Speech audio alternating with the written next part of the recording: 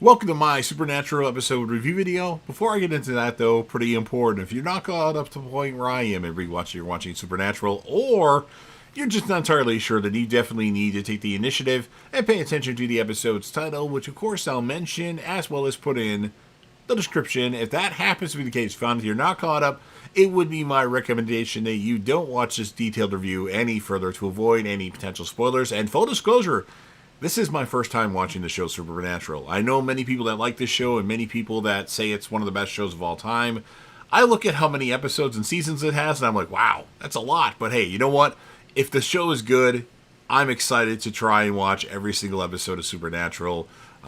I'm hearing a little bit about it and I feel like it might resemble Lucifer in a way, but maybe not. I don't know, but that's the closest comparison I have to the show. So hopefully it's possible that you may know me from Dexter content, Walking Dead content, and UFC live fight reactions, and maybe you can add Supernatural reviews to that list. So join me on the journey and let's discuss this hopefully awesome and amazing show, but please don't spoil anything past this episode. Well, technically I've watched the first two episodes already, but please don't spoil anything so I don't already know what's going to happen in the show. So this will be Supernatural Season 1, Episode 1. The title of this episode is called Pilot. And this will be my first time watch review reaction recap after just finishing watch the episode. We start with Dean Winchester, who says goodnight to his baby brother Sam, along with his mom and dad. His dad, of course, played by Jeffrey Dean Morgan, who is Negan the Walking Dead, and I absolutely love him. Mary is lying in bed when she hears Sam crying on the baby monitor. She goes to investigate and sees someone standing over Sam. She assumes that it's her husband, John, who's, of course, played by Jeffrey Dean Morgan. However, she sees the lamp flickering and goes downstairs and realizes that John is actually sleeping in his chair by the TV. She runs back to Sam's room. John is awoken by her scream and runs to Sam's bedroom, but the baby is alone. Blood spatters from above on his hand, and John looks up to see Mary pinned to the ceiling by an unknown force, her belly sliced open and bleeding. Her body bursts into flames, and the horrified father, John, grabs Sam and gives him to Dean. He orders Dean to take Sam outside as fast as he can, and then rushes back to try to save his wife. He is too late, however, and the flames completely consume the room, forcing him to flee the house. Sam's room explodes moments later. John sits outside on a police car with Dean and Sam. Now we have a time skip. Sam is now grown up and going to a Halloween party with his girlfriend Jessica. He talks about an interview he has on Monday for law school and that his family doesn't know because he is not close to them, at least not anymore. Sam is in bed with Jess when he hears someone break in. He fights the shadowy figure or intruder until he realizes it is Dean, who's now 26 years old, his older brother, of course. They haven't seen each other for 2 years. Dean explains that he needs Sam's help to find their dad because he went missing after going on a hunting trip. The pair steps outside to talk and discuss the family's obsession to find out what killed their mom. Sam is reluctant to continue the crusade. He wants just a normal life, but he does agree to help Dean find their dad. Sam asks what their dad was hunting, and Dean opens his car trunk and shows newspaper clippings. He explains men are vanishing from their cars on Centennial Highway. 10 are missing over the past 20 years, and it is happening more. Dean plays Sam a voicemail from their dad saying that something big is about to happen and they are all in danger. He also has EVP on, but Dean has cleaned it up to hear the hidden message, "I can never go home." Sam reminds Dean if he goes, he has to be back by Monday for his law school interview. Jess finds Sam packing and he makes an excuse. His dad is hunting deer with a few guys and got carried away. He is going to just bring him back. Jess reminds him of the interview and worries what's going on. Now we have Troy, who's driving down the road when he sees a woman in white standing alone in the dark. He pulls over and she gets in. She acts seductively, teasing the guy and asking him to go home with her. He says, "Hell yes!" and heads where she directs him. When they arrive, the house is in very poor condition, and she tells him, "I can never go home," before vanishing. He gets out and looks around, but he gets spooked and jumps back in the car and drives away.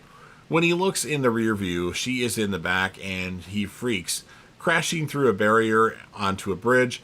The car stops and Troy screams and blood splatters in the windshield. Dean and Sam have stopped for gas, and Sam accuses Dean and their dad of credit card scams to pay for their hunting.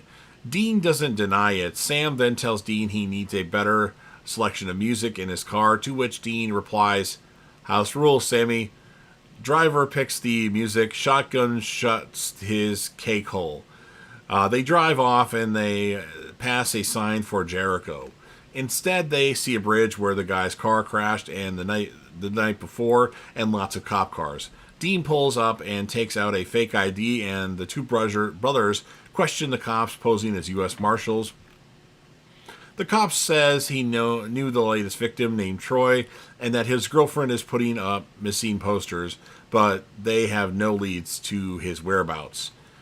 Dean and Sam find Amy, the policeman's daughter, who's Troy's girlfriend, and tell her they're his uncles and are looking for him too. They go to dinner, and she explains he last spoke to her on his cell from his car. Rachel, Amy's friend, is there too and brings up a local legend about a girl who died on Centennial Highway whose ghost hitchhikes, and the drivers who pick her up, they disappear. Dean and Sam search the net for news items concerning deaths on Centennial. They find an article about a woman who committed suicide after her two kids drowned mysteriously. It seems Constance Welsh jumped from a local bridge back in 1981, the same bridge where Troy's car was found. Dean and Sam go to check out the scene where Constance died. They talk about more family stuff, and Dean gets upset with Sam for not even remembering his mom. Suddenly, they spot a ghostly woman in white jump from the bridge, and a few minutes later, Dean's car starts on its own and tries to knock them down. The brothers run for it, and Dean ends up diving off the bridge. He survives, but gets pretty muddy. Dean and Sam book into the same hotel their dad was in and check out his room. There is a salt circle in front of the door, so John tried to keep something out. He also left all of his stuff in the room. There are pictures stuck to the walls, and Sam notices that their dad had solved the puzzle. The killer spook Constance Welsh, Constance Welsh is a woman in white. Dean says Dad would have destroyed the corpse, and Sam says maybe the ghost has another weakness. Dean says their dad would still have dug her up, so they decide to go talk to the dead woman's husband to find where she's buried. First, Dean decides to get cleaned up and go for food, and then Sam calls Jessica. Dean is going for food when the cops arrest him for impersonating a U.S. Marshal. He does manage to call Sam first, warning him to run for it. Dean gets interrogated and is told that he's a suspect in the men's disappearances. The sheriff throws Dean's dad's diary at him and asks what the numbers in it mean. Dean seems surprised to see them. Sam visits Mr. Joseph Welch and asks if John was here. Mr. Welch says that John was there 3 or 4 days ago. Sam also asks him where Constance is buried and what happened back in 1981. Constance was buried at their old house. Sam kind of fills out Joseph and was unfaithful and suggests in a temporary insanity. Constance killed her kids and herself when she found out, thus becoming a woman in white. She now kills unfaithful men on the highway. Joseph asks Sam to leave. The sheriff's interrogation of Dean is interrupted by an emergency call, and he leaves Dean cuffed to the desk. Dean picks the cuffs locks with a paperclip and he escapes. Dean calls Sam, who is on his way to the old Welsh house where Constance is buried. Dean says he knows Sam made the fake call to the sheriff to distract him. Dean says Dad left his journal, though he never goes anywhere without it. He also says that the numbers in their dad's diary are coordinates, and their dad has left Jericho to go there. Before they can discuss more, the woman in white appears in front of Sam's car, and he drives right through her. He yells, and Dean knows something is wrong. The next minute, the woman in white is in the car, and Sam, asking to be taken home. When he refuses, she takes control of the car and drives on its own. The car stops, and Constance says she can never go home. Sam figures she is too scared to enter. Constance jumps on Sam's, intent on making him unfaithful, but he refuses to give into her seduction. She starts to hurt him, and she transforms into a real grotesque figure, or grotesque features as Sam screams. Then Dean comes to the rescue, shooting at the spook. The distraction gives Sam enough time to drive the car straight into the house, taking Constance's spirit with them. Dean runs in and pulls Sam from the car, but Constance pins them down with a desk. It looks like their goose is cooked, but Constance's dead kids show up, just as Sam had hoped when he drove the car into the house. Constance was too scared to face her children because of the guilt of what she did. The kids take their mom's spirit back with them to the netherworld, and all three apparitions vanish into a pool of water on the floor. Dean and Sam push free and get into their car. On the way back, they figure out their dad is in a place called Blackwater, I can't talk all of a sudden, Blackwater Ridge, but Sam says he isn't going. He is going back to Stanford for his interview. Sam seems happy to be home and smiles at the cookies lying on the table. He finds a note, "Missed you, love you." Sounds coming from the shower makes him feel Jess is probably home. He comfortably lies down, but blood spatters on him. He is horrified to see Jess pinned to the ceiling in the same way that his dad saw his mother, Mary. She bursts into flames, and Dean appears at the right moment and rescues Sam. As the fire is doused by the fire engines, Dean and Sam pack their stuff on the car, and Sam ends by saying, "We got work to do," and that's what ends this episode of Supernatural. So, first impressions, I thought it was pretty good. Nothing crazy, but nothing that would make me not want to watch the next episode.